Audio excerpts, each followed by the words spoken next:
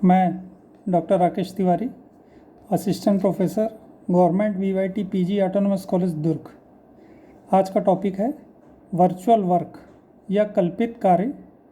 यह BSc part 2 का paper 3 यांत्रिकी मैकेनिक्स का यूनिट 1 है। इसमें हम क्या करेंगे, एक कण पर क्रियाशील समतली बलों के एक निकाय के लिए कल्पित कार्य का सिद्धांत। यहाँ कल्पित कार्य का ये अर्थ है कि कार्य होता है बल गुणित विस्थापन, और साम्यावस्था में पिंड में कोई विस्थापन नहीं होता है। तो विस्थापन अगर जीरो हो गया तो किया गया कार्य भी जीरो होगा। अतः हम ये कल्पना करते हैं कि पिंड में एक छोटा सा अल्प विस्थापन दिया जाता है और उसके अंतर्गत फिर उस पर क्या एक्शन हो रहा है उसकी हम लोग चर्चा करेंगे। तो इसका कथन इस प्रकार से है, एक कण पर क्रियाशील अनेक समतली बलों के अंतर्गत उसकी साम्यावस्था के लिए आवश्यक एवं पर्याप्त प्रतिबंध यह है कि एक अल्प विस्थापन में बलों द्वारा किए गए कल्पित कार्यों का योग निकाय की ज्यामितीय स्थिति से संगतता बनाए रखते हुए शून्य हो। यहाँ पर एक कण दिया हुआ है, मान लीजिए एक कण है, इस पर अनेक बल काम कर रहे हैं, F1, F2, F3, F4, F5, F6 और इस प्रकार से बहुत सारे। तो यह जो कण है, इन बलों के कार्य करने की वजह से मान लीजिए O से O' पोजीशन पर काल्पनिक रूप से आ जाता है, और O' का निर्देशांक है अल्फ़ा कॉमा बीटा। पहले O पर था और अब आ गया है वो O'। हम केवल F1 की चर्चा करेंगे और F1 के द्वारा इस पर क्या चेंज आ रहा है ये देखेंगे, और उसको फिर बाकी बलों के लिए भी समेशन कर देंगे। तो हमें पूरा बलों के कारण उस कण पर क्या स्थिति है ये हमें पता चल जाएगा। तो F1 अगर बल इस दिशा में काम कर रहे हैं तो F1 के घटक x अक्ष की ओर और y अक्ष की ओर, ये मान लीजिए क्रमशः है कैपिटल X1 और कैपिटल Y1। अब F1 हट गया है, F1 की जगह आ गया है X1 और बल Y1। X1 बल इसको इस दिशा में ले जाएगा, तो इस दिशा में इस कण का विस्थापन कितना होगा। तो अगर हम यहाँ से लंब डाल दें ON अगर लंब डाल दें तो x दिशा में इसका विस्थापन है ON और ये दूरी है अल्फा। तो x1 बल द्वारा इस कण पर विस्थापन हुआ काल्पनिक 0 O से N की ओर अर्थात अल्फा। तो इसके द्वारा किया गया कल्पित कार्य क्या होगा, x1 इंटू अल्फा। इसी प्रकार y1 फोर्स के कारण, y1 बल के कारण यह कण O से O' पर पहुंचा, तो इसका विस्थापन हुआ बीटा। तो y1 द्वारा इस कण पर किया गया कार्य होगा बल y1 गुणित विस्थापन बीटा। तो कुल F1 बल द्वारा किया गया कल्पित कार्य हो जाएगा x1 alpha plus y1 beta. इसी प्रकार F2 फोर्स के लिए हो जाएगा x2 alpha plus y2 beta, और इसी प्रकार F3, F4, F5 और बाकी बलों के लिए। तो सभी बलों द्वारा किया गया कार्य क्या हो जाएगा, इन सब का योग। तो हम इन सबको समेशन कर देते हैं, तो किया गया कुल कल्पित कार्य हो जाएगा alpha summation of x1 plus beta summation of y1। अब चूंकि यह बल निकाय सारे forces F1, F2, F3, F4 के कारण कण साम्यावस्था में है, अतः समेशन x1 का मान शून्य होगा और इसी प्रकार समेशन y1 का मान भी शून्य होगा। तो ये सूचित करेगा कि ये summation alpha summation of x1 plus beta summation of y1 बराबर 0 होगा। तो ये जो कंडीशन है alpha summation x1 plus beta summation y1 is equal to 0, ये नेसेसरी कंडीशन है, आवश्यक प्रतिबंध है। और पर्याप्त प्रतिबंध क्या होगा कि मान लो नया अल्प विस्थापन O' या O' भी ले सकते हैं, O dash alpha dash beta है। यहाँ पर ध्यान ये रखना है कि बीटा में कोई परिवर्तन नहीं हो रहा है, बीटा पहले भी वैसी था, केवल अल्फ़ा में परिवर्तन हो रहा है, वो अल्फ़ा डैश हो जा रहा है, अर्थात जो विस्थापन है वो एक्स अक्ष की दिशा में हो रहा है केवल। तो इससे हमें समीकरण मिलेगा alpha dash summation x1 plus beta summation y1 is equal to 0। इसमें कोई परिवर्तन नहीं आया, परिवर्तन केवल इसमें आ रहा है अल्फ़ा डैश। अब इन दोनों समीकरण को अगर हम घटा दें तो हमें प्राप्त होगा alpha minus alpha dash into summation of x1 is equal to 0। ये दोनों कट जाएंगे। अब alpha is not equal to alpha dash है, तो ये 0 हो नहीं सकता, तो 0 क्या होगा, summation of x1 is equal to 0। इसी प्रकार यदि अन्य नया अल्प विस्थापन मान लीजिए वो डबल डैश है, अल्फ़ा बीटा डैश है, अर्थात यहाँ पर जो विस्थापन हो रहा है वो केवल y अक्ष की दिशा में हो रहा है, तो ये समीकरण क्या हो जाएगा, alpha summation x1 plus beta dash summation y1 is equal to 0। इन दोनों समीकरणों से हमें मिलेगा ये समीकरण और इससे beta minus beta dash into summation y1 is equal to 0। चूँकि beta is not equal to beta dash इसलिए ये 0 नहीं हो सकता, तो 0 क्या होगा, summation of y1 is equal to 0। अर्थात साम्यावस्था के लिए सफिशेंट कंडीशन, पर्याप्त प्रतिबंध ये है कि समेशन x1 0 होना चाहिए और summation y1 is equal to 0 होना चाहिए।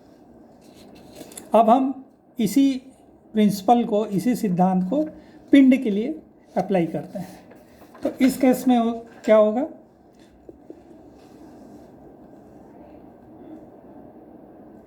दृढ़ पिंड के लिए विभिन्न बिंदुओं पर क्रियाशील समतलीय बलों के निकाय के लिए कल्पित कार्य का सिद्धांत। अब पिंड की बात होगी तो इसका कथन हो जाएगा, एक दृढ़ पिंड पर क्रियाशील अनेक समतलीय बलों के अंतर्गत साम्यावस्था के लिए आवश्यक एवं पर्याप्त प्रतिबंध यह है कि अल्प विस्थापन में बलों द्वारा किए गए कल्पित कार्यों का योग निकाय की ज्यामितीय स्थिति से संगतता बनाए रखते हुए शून्य हो, किया गया कार्य शून्य हो। तो मान लीजिए ये एक पिंड है और इस पर अनेक बिंदु हैं A1, A2, A3, A4 इस प्रकार से, और इन बिंदुओं पर क्रमशः F1 इस दिशा में, F2, F3, F4, F5 और F6 इस प्रकार से बल काम कर रहे हैं। मान लीजिए A1 के निर्देशांक है x1, y1 और x1, y1 को अगर हम पोलर कोऑर्डिनेट में चेंज करें तो x1 बराबर हो जाएगा r1 cos θ1, जहाँ OA1 की दूरी होगी r1 और ये एंगल पॉजिटिव डायरेक्शन में OA1 जो बनाएगा x एक्सिस के साथ वो है मान लीजिए θ1। तो x1 बराबर हो जाएगा r1 cos θ1 और इसी प्रकार y1 बराबर हो जाएगा r1 sin θ1। अब मान लीजिए कि इस बल F1 के कारण यह कण पहले एक घूर्णन लेता है, यहाँ पर आ जाता है P1 पॉइंट पर, और P1 पॉइंट के बाद ये इस दिशा में चलता है x अक्ष के दिशा में और उसके बाद y अक्ष की दिशा में, और अंततः यह A1 डैश पर पहुँच जाता है और A1 डैश के निर्देशांक है x1 डैश y1 डैश। तो अब हम इस बल निकाय के कारण इस कण में होने वाले परिवर्तन को देखते हैं। तो बल F1 द्वारा कृत कार्य क्या हो जाएगा, मान लीजिए F1 बल का कंपोनेंट x अक्ष की दिशा में x1 है और y अक्ष की दिशा में y1 है। तो x1 बल द्वारा विस्थापन प्लस y1 बल द्वारा विस्थापन, तो ये हो जाएगा बल F1 द्वारा कृत कार्य। तो ये हो जाएगा x1 इंटू x1 डैश, इसके निर्देशांक x वाले माइनस x1 पुराना plus y1 dash minus y1। अब हम x1 डैश और y1 डैश का मान निकालेंगे। तो x1 डैश क्या है, x1 डैश है O से लेकर N की दूरी, और ON बराबर है ON1 प्लस N1N।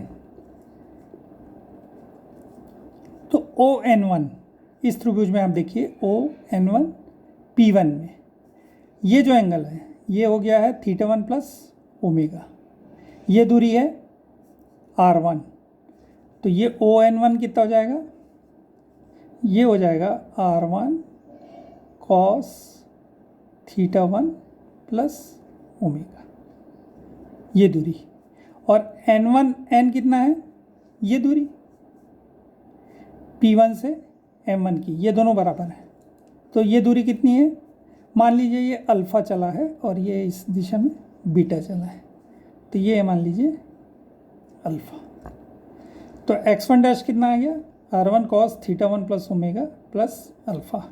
अब अगर हम इसको एक्सपांड कर दें cos A प्लस B में, तो ये हो जाएगा cos θ1 cos gamma minus sin θ1 sin omega. अगर ओमेगा बहुत छोटा है तो cos ओमेगा बराबर हो जाएगा 1 और sin ओमेगा बराबर हो जाएगा ओमेगा। तो इन सब मानों को अगर हम यहाँ रख दें तो ये हो जाएगा R1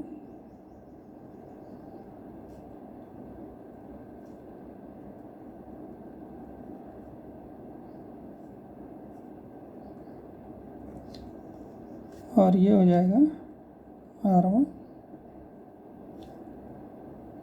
cos θ1 cos ओमेगा 1 हो गया माइनस sin θ1 sin ओमेगा है ओमेगा प्लस अल्फ़ा। अब R1 cos θ1 ये हो गया x1 और यहाँ से आ जाएगा R1 sin θ1, ये हो गया y1 ओमेगा प्लस अल्फ़ा। तो x1 हो जाएगा x1 डैश ये मान हुआ, और x1 डैश का मान अगर रखकर हम उसमें x1 घटा दें, x1 अर्थात R1 cos θ1, तो हमें प्राप्त हो जाएगा x1 into alpha minus omega y1। और इसी प्रकार y1 डैश निकालें तो y1 डैश हमें मिलेगा y1 plus omega x1 plus beta. अब इसमें y1 को घटाना है तो ये हमें देगा y1 into beta plus omega x1। अब अगर इसको सॉल्व करें तो ये हो जाएगा alpha x1 plus beta y1 plus omega into y1 x1 minus capital X1 y1। इसी प्रकार ये किया गया कार्य है बल F1 के द्वारा। इसी प्रकार F2 के द्वारा, F3 के द्वारा और बाकी बलों के द्वारा, तो टोटल कुल कार्य कितना हो जाएगा, टोटल कुल कार्य delta W is equal to हो जाएगा alpha summation of x1 plus beta summation of y1 plus omega summation of y1 x1 minus x1 y2। तो नेसेसरी कंडीशन क्या होगा, पिंड अगर साम्यावस्था में है तो x अक्ष की दिशा में किया गया कार्य शून्य होगा, y अक्ष की दिशा में किया गया कुल कार्य शून्य होगा, और जो आघूर्ण है वो भी शून्य होगा। तो यहाँ से capital X1 summation plus summation y1 is equal to 0 और समेशन ऑफ आघूर्ण ये भी 0 होगा। तो इन सब को 0 रखने पर हमें डेल्टा W बराबर 0 मिलेगा, अर्थात किया गया कुल कार्य का ये इक्वेशन है ये बराबर 0। ये हो गया आवश्यक प्रतिबंध।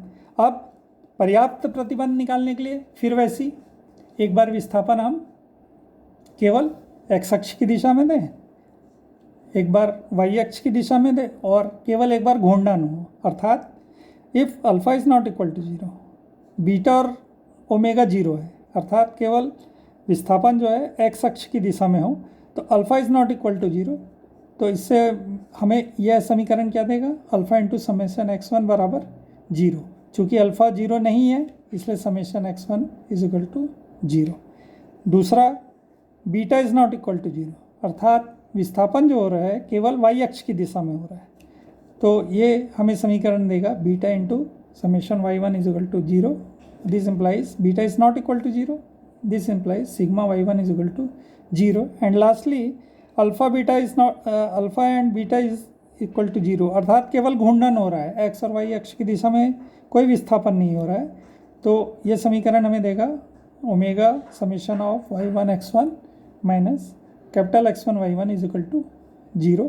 Omega is not equal to 0, then this implies summation of y1 x1 minus x1 y1 is equal to 0। तो ये सफिशिएंट कंडीशन है, necessary condition and sufficient condition. अब हम इसको एक एग्जाम्पल के द्वारा समझते हैं।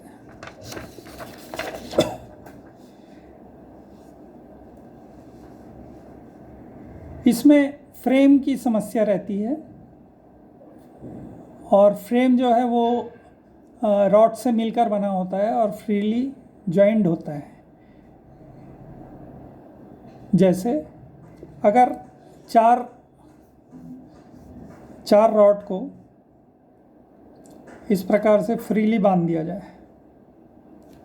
ये हैवी रॉड्स हैं, इनमें सब में वेट है, इस प्रकार से बांध दिया जाए, ए बी सी डी, ये चार हैवी रॉड इन बिंदुओं पर फ्रीली बंधे हुए हैं, मतलब ये मूवमेंट कर सकते हैं। तो इन चारों रॉड को ऐसा बांधकर अगर हम यहाँ एक खूंटी से लटका दें, एक पैक से लटका दें, तब क्या होगा, इनका जो वेट है वो इस डायरेक्शन में काम करेगा और इस फ्रेम को नीचे लाने की कोशिश करेगा। तो नीचे लाने की कोशिश करेगा तो बी और डी ये पास आने की कोशिश करेंगे। तो ये पास ना आ पाए, इसको रोकने के लिए, डिफॉर्मेशन को रोकने के लिए दो प्रकार से हम कार्य कर सकते हैं। या तो हम इन दोनों बिंदुओं के बीच में एक रॉड लगा दें, तब यह रॉड क्या करेगा, इन दोनों बिंदुओं को पास आने से रोकेगा और रॉड में इस प्रकार से थ्रस्ट काम करेगा, प्रणोद। रॉड में इस प्रकार से मान लीजिए टी थ्रस्ट काम करता है। तो डिफॉर्मेशन को रोकने के लिए अगर हम इस पर रॉड लगा दें तो ये बाहर की ओर काम करेगा और इसका डिफॉर्मेशन रुकेगा। इसी प्रकार अगर ये रॉड नहीं है तो हम ए और सी बिंदुओं को अगर एक रस्सी से बांध दें, एक रस्सी से बांध दें, तो रस्सी इसको नीचे जाने से रोकेगा और रस्सी पर जो तनाव है वो अंदर की ओर होगा। ये नीचे खींच रहा है तो रस्सी उसको ऊपर खींचेगा, अतः उसका तनाव टी इस प्रकार से काम करेगा। तो इस प्रकार से फ्रेम को रोकने के लिए हम या तो रॉड लगाएं या फिर एक रस्सी बांध दें। तो इस प्रकार से टी उस पर, ये टी टेंशन कहलाएगा रस्सी का और यह टी थ्रस्ट कहलाएगा, प्रणोद कहलाएगा रॉड के लिए। तो इनका जो किया गया काम होता है, तो रस्सी द्वारा किया गया काम होता है टी, और अगर इसका लेंथ एल है तो उसके लेंथ में होने वाला परिवर्तन, यहाँ पर ये रस्सी है तो ये हो जाएगा AC, और चूंकि तनाव इसमें अंदर की ओर लग रहा है तो ये होता है माइनस हम लेते हैं। अगर रॉड की बात करें, रॉड में थ्रस्ट बाहर की ओर लग रहा है तो इसके द्वारा किया गया कार्य होगा टी डेल, और इसके लंबाई में होने वाला काल्पनिक सूक्ष्म परिवर्तन, तो ये दूरी है इसकी BD, और चूंकि ये बाहर की ओर काम कर रहा है, रॉड है, तो ये होगा पॉजिटिव। इस चीज़ का ध्यान रखते हुए हमको कोई भी एग्जाम्पल को ट्रीट करना है। तो यहाँ पर मान लीजिए ये एक एग्जाम्पल दिया हुआ है, लंबाई ए की एक डोरी चार एक समान क्षणों के एक समचतुर्भुज रोम्बस के छोटे विकर्ण को बनाती है। समचतुर्भुज के प्रत्येक दिशा की लंबाई b है और भार w है। यदि क्षणों में से एक को क्षैतिज अवस्था में सपोर्ट दिया गया हो तो सिद्ध कीजिए कि डोरी में तनाव इतना होगा। तो यहाँ पर हमें क्या दिया हुआ है, चार एक समान छड़ दिया है और एक समान भार है। तो अगर हम उसको ऐसे चारों सिरों को बांध दें और इसको क्षैतिज पे रखा गया है, ये अगर क्षैतिज है तो यहाँ रखा गया है, ये एक समचतुर्भुज है। तो ज्योमेट्री से हम जानते हैं कि अगर इसके विकर्ण एक दूसरे को जी बिंदु पर काटें तो ये दोनों एक दूसरे को सम द्विभाजित करते हैं। पहली चीज़ हम ये जानते हैं, और ज्योमेट्री से हम ये भी जानते हैं कि ये दोनों विकर्ण एक दूसरे को 90 डिग्री पे काटते हैं, 90 अंश का कोण बनाते। तो ये 90, ये 90, ये 90 और ये कोण 90। तो ये दोनों चीज़ें हम जानते हैं ज्योमेट्री से। अब AC की लंबाई दिया हुआ है, AC = A। तो साम्यावस्था में जब ये फ्रेम स्थिर है, कोई विस्थापन नहीं हो रहा है, तो साम्यावस्था में क्या होगा, AG बराबर हो जाएगा A/2। अदरवाइज क्या होगा, ये रॉड की लंबाई है B, मान लीजिए ये एंगल थीटा है,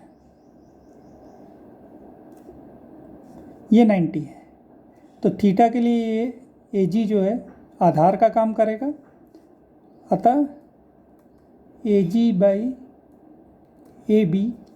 ये हो जाएगा AG/AB = cos थीटा, या AG बराबर हो जाएगा AB B cos थीटा। तो AG का मान आ गया B cos थीटा। तो कल्पित कार्यों का समीकरण क्या होगा, 4W। 4W कहाँ से काम कर रहा है, इसके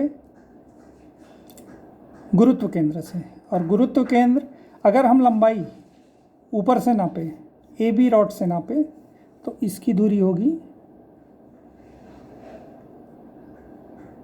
अगर ये बिंदु O है तो इसकी दूरी होगी OG।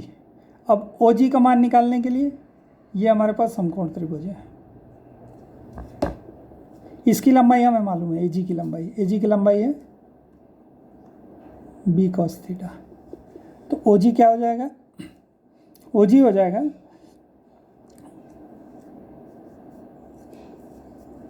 इस त्रिभुज में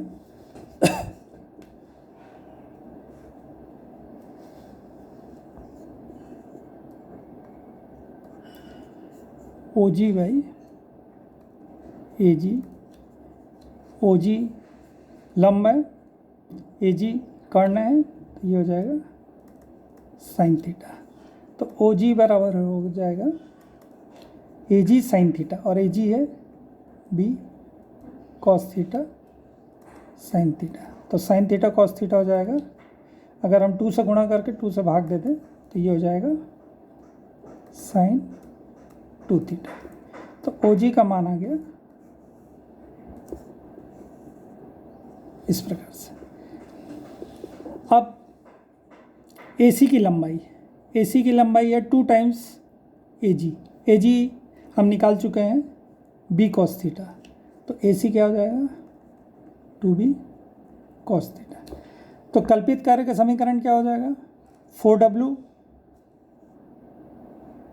बल कहाँ से काम कर रहा है, G से काम कर रहा है, इसकी दूरी O से, और इस OG में होने वाला परिवर्तन, एक काल्पनिक विस्थापन दिया जाता है जिससे थीटा में थोड़ा सा चेंज आ जाता है, तो उसके अनुसार सारी लंबाइयों में थोड़ा थोड़ा चेंज आ जाता है। तो इस चेंज को हम डेल्टा से दिखाते हैं। तो ये हो गया 4W डेल्टा OG, और यहाँ पर चूंकि रस्सी है तो इसमें तनाव जो है वो अंदर की ओर काम करेगा, तो ये हो जाएगा -T डेल्टा ऑफ AC, और इनका मान होगा 0। तो इसमें 4W डेल्टा मान रख दिए, मान रखने के बाद इसको डिफ्रेंशिएट कर दिए डेल्टा के लिए, तो 4WB cos 2 theta plus T 2B sine theta delta theta = 0। अब चूंकि delta theta is not equal to 0, थोड़ा सा विस्थापन हुआ है, अतः ये 0 के बराबर होगा, और ये अगर 0 होगा तो ये देगा हमें 4WB cos 2 theta plus T 2B sine theta = 0। इसको सॉल्व करेंगे तो T = आएगा -2W cos 2 theta by sine theta, और cos 2 थीटा को हम लिख सकते हैं 2 cos square theta -1 sine upon sine theta. ये हो गया इक्वेशन नंबर 1। अब साम्यावस्था की स्थिति में, जैसे कि हमने पहले देखा है कि साम्यावस्था की स्थिति में क्या होगा, AG = A/2 होगा, तो cos थीटा क्या हो जाएगा AG/AB, and this is equal to A/2 into B. Cos theta A by 2b है तो साइन थीटा हो जाएगा under root 2b square minus A square by 2b। अब इन दोनों समीकरणों से अगर हम देखें तो t बराबर हमें प्राप्त हो जाता है t is equal to 2w 2b square minus A square upon b into under root 4b square minus A.